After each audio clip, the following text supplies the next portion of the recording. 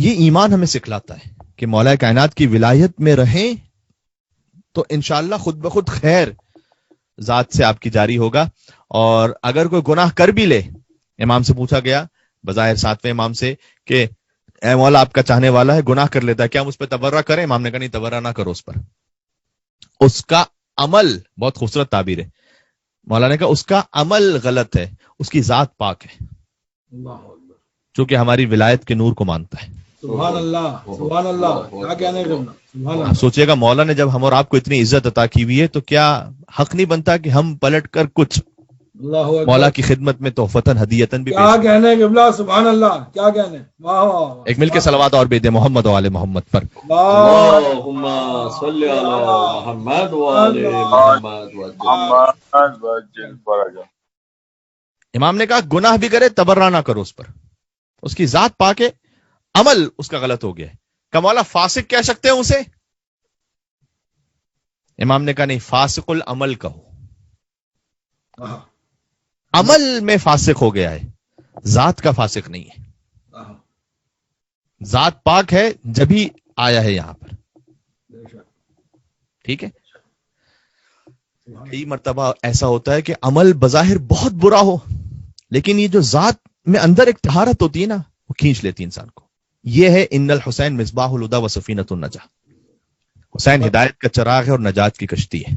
سبحان اللہ، سبحان اللہ. برائے عظمت سید الشہداء بلند تر صلوات. اللہم صلی علی محمد. اللهم صل على محمد وآل محمد وجل فرجا.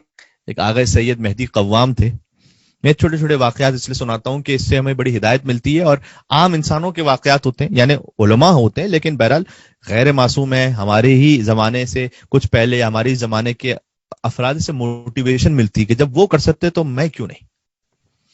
آغا سید مہدی قوام تہران کے ایک عالم دین تھے، بہت پاک دل کے. عشرہ محرم سے خطاب کر رہے تھے تہران میں. یہ بات ہے کافی پہلے کی، اللہ جانے کہ انقلاب سے پہلے کی بات ہے یا بات کی، لیکن اگر بات کی بھی تو فوراً امیڈیٹ بات کی بات ہے کہ جس میں تہران میں ابھی تک پرانا ایک ماحول کچھ علاقوں میں موجود تھا. تو وہ عشرہ محرم سے خطاب کر رہے تھے اور شام غریبہ کی مجلس ہوئی، تو جو منتظمین تھے وہ آئے ان کے پاس اور آ کر بہرحال عشرہ مجلس کا ہدیہ پیش کیا، اور انہوں نے کہا کہ جتنا ہم سے ہو سکتا تھا ہم نے آپ کی خدمت میں یہ پیش کیا ہے. اور وہ انہوں نے اسے کھولا بھی نہیں اس لفافے کو، بس چلے وہ. تو ان کے ساتھ ایک شخص تھا، کہتے ہیں میں جا رہا تھا ان کے ساتھ، تو کوچے لال زار سے گزرے. اب یہ جو قدیمی تہران ہے اس میں کوچے لال زار جو ہے وہ اس کی جو شناخت تھی وہ بہت اچھی نہیں تھی. اس میں کیفیز تھے، اس میں کلبز تھے، اس میں مختلف گناہوں کے مراکز تھے. تو کہتے ہیں کہ ہم وہاں سے گزر رہے تھے، رات کا وقت تھا، تو ایک خاتون تھی اور بہت ہی نامناسب لباس میں سڑک کے کونے پہ کھڑی ہوئی تھی، اور سب کو معلوم تھا کہ یہ کیوں کھڑی ہوئی ہے یہاں پر. تو سید مہدی قوام وہ کہتے ہیں ان کے ساتھ جو شخص تھا اس سے کہ وہ اس طرف سڑک پہ جو خاتون کھڑی ہوئی ہے اس کو بلانا ذرا میرے پاس. تو کہنا سید کو کام ہے ایک آپ سے. میں نے کہا کہ قبلہ آپ علامہ ہیں، آپ کے سر پر امامہ ہے، وہ خاتون جو کھڑی ہوئی ہے آپ جانتے ہیں کہ وہ کس مقصد سے کس نیت سے کھڑی ہوئی ہے، لباس انتہائی نامناسب ہے.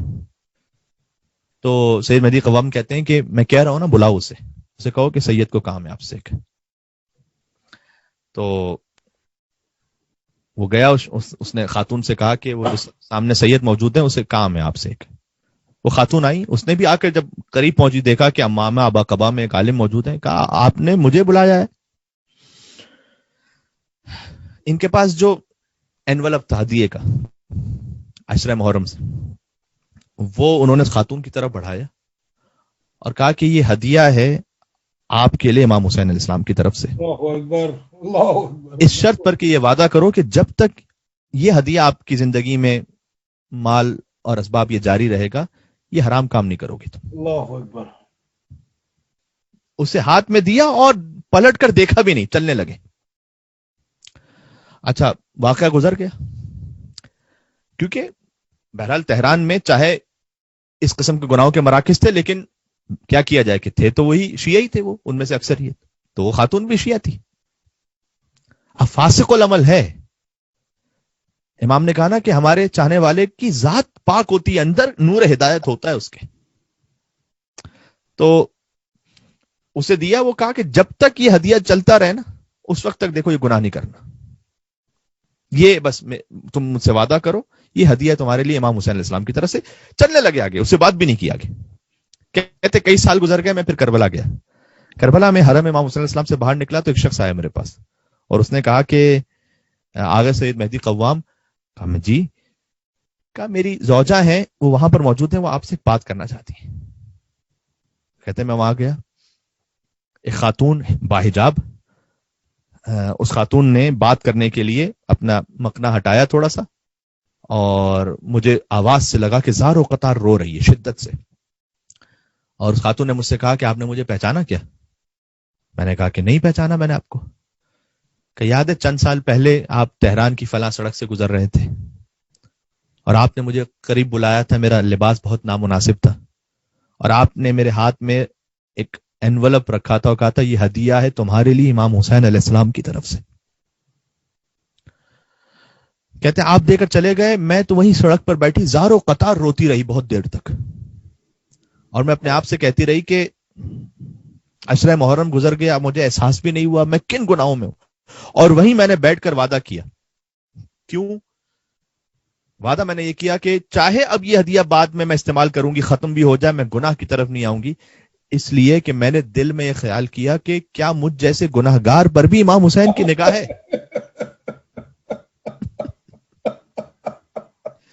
وہ اچھوں کی طرف تو دیکھتے ہی ہیں کہ ہم جیسے گناہگاروں کی طرف بھی دیکھتے ہیں امام. اللہ اکبر, کیا وہ ہم جیسوں سے بھی محبت کرتے ہیں؟ تو انہوں نے اتنی نگاہ کرم رکھی ہے مجھ پر. میں نے وعدہ کیا امام سے.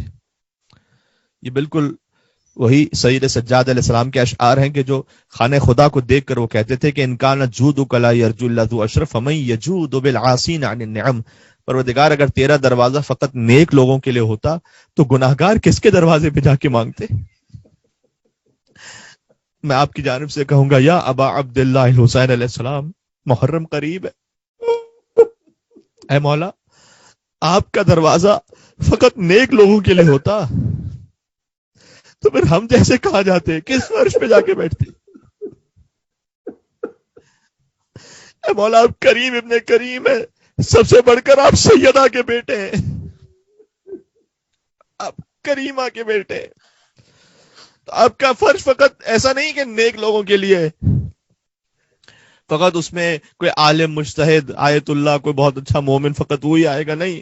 حسین کا دروازہ وسیع ہے, اس میں جبھی تو قیامت کے لیے جو روایات کا مفہوم ہے کہ ہر امام کے لیے ایک الگ الگ صف لگی ہوئی ہوگی, جو سب سے زیادہ جنت میں جائیں گے وہ امام حسین علیہ السلام کی صف کے ذریعے سے جائیں گے. اس لیے کہ اس میں گناہگار بھی ہوں گے, اس میں بہت سے ایسے لوگ بھی ہوں گے جن کی زندگی ویسے ٹھیک نہیں تھی لیکن امام حسین کے نام سے جڑے ہوئے تھے, امام حسین نے انہیں روک کے رکھا ہوا تھا. تو اس خاتون نے آقا سید مہدی قوام سے کہا میں قیامت تک کے لیے آپ کی بھی احسان مند ہوں. کیوں؟ دیکھیں جو آپ کو راہ امام حسین علیہ السلام دکھلائے اس نے سب سے بڑا احسان کیا نا آپ پر, کہ میں قیامت تک آپ کی بھی احسان مند ہوں کہ آپ نے میرا ہاتھ امام حسین علیہ السلام کے ہاتھ میں دیا ہے.